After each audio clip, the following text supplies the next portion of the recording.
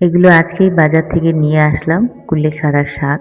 এই শাকের অনেক মূল্য, যে বোঝে কেবল সেই বোঝে। যাই হোক, আমি পাতাগুলো সব নিয়ে নিয়েছি রান্নার জন্য। আর ডাঁটিগুলো আমি জলের মধ্যে ডুবিয়ে রাখলাম। আর দেখো কত মোটা মোটা ডাঁটিগুলো। আরও রয়েছে, অনেক এসছে, অনেক শাক এসছে। দেখো এখানে আরো কতগুলো রয়েছে। ভাবছি এখান থেকে আবার কয়েকটা আমি মাটিতে পুঁতে দেব।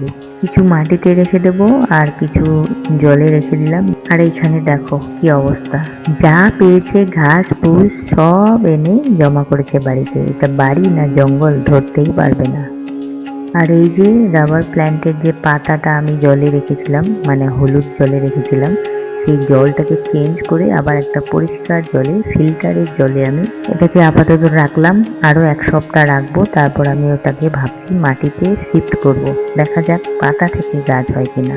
আর এখানে দেখো একজন লাকি ব্যাম্বু অনেক হয়েছে ওদের, সব মানে কেটে ফেলে দিয়েছিল। ওখান থেকে আমি দুটো নিয়ে এসে এরকম ছোট ছোট টুকরো করে জাস্ট জলের মধ্যে রেখে দিয়েছি। এটা হলো ভাগ্য বাঁশ, মানুষ বাঁশ দেয়, এটা বলে ভাগ্য বাঁশ, লাকি ব্যাম্বু। যাই হোক, ওই ভাগ্য বাঁশের যে দুটো নিয়ে এসেছি তার মধ্যে একটা জলের মধ্যে দিয়েছি, আর এখানে একটা আমি মাটিতেও দিলাম। দেখি এখন জলে তাড়াতাড়ি হয় নাকি মাটিতে। সব রকম ভাবেই লাগানোর চেষ্টা করলাম, জলে মাটিতে, দেখি কোনটা আগে বড় হয় বা গ্রোথ হয়। তারপরে চলে আসলো টাকা গাছ, মানে মানি প্ল্যান্ট। কত সব নাম না, গাছপালা পশু পাখি সবার সব আলাদা আলাদা নাম। এই মানি প্ল্যান্টের যে ডাল, সেটা আমি জলে রেখেছিলাম। এখান থেকে দেখছি যে দুটো শেকড় বেরিয়েছে, একটা তো অনেক বড় হয়েছে। মোটামুটি 3 সপ্তাহ মতো হয়েছে এটা আমি জলে ডুবিয়ে রেখেছি, তার মধ্যেই এত বড় শেকড় বেরিয়েছে। জলটাকে মাঝে মাঝে চেঞ্জ করে দিয়েছিলাম কয়েকবার। এই কয়েকদিনেই শেকড়ও বেরিয়েছে আর পাতাও বেরিয়েছে, দুটো ছোট্ট ছোট্ট পাতা বেরিয়েছে। কিন্তু আমাদের বাড়িতে একজন এসেছে, সে বলল যে এটাকে জলে না রেখে এটা তুমি মাটিতে পুঁতে দাও, তাহলে তাড়াতাড়ি বড় হবে। আমিও ভাবলাম যে এখানে আর কতদিন একে রাখবো, একে মাটিতেই পুঁতে দিতে হবে।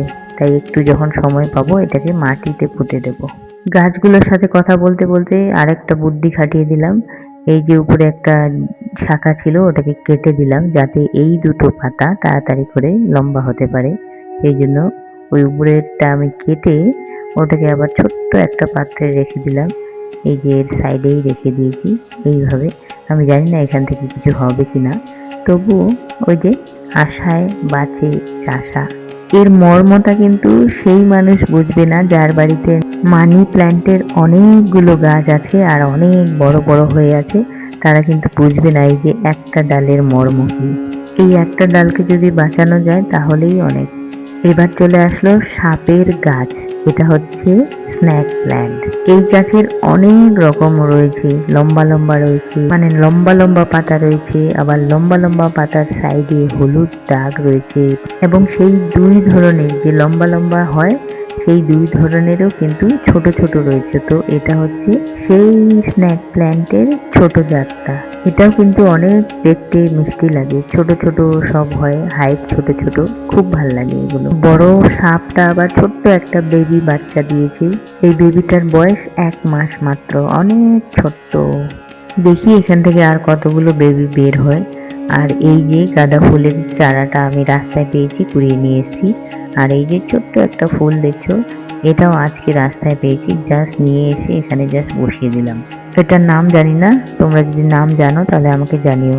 আর এটা হচ্ছে জবা ফুলের কাটিং থেকে, অনেক সুন্দর হয়েছে। বর্ষাকালে খুব তাড়াতাড়ি কাটিং গ্রোথ করে।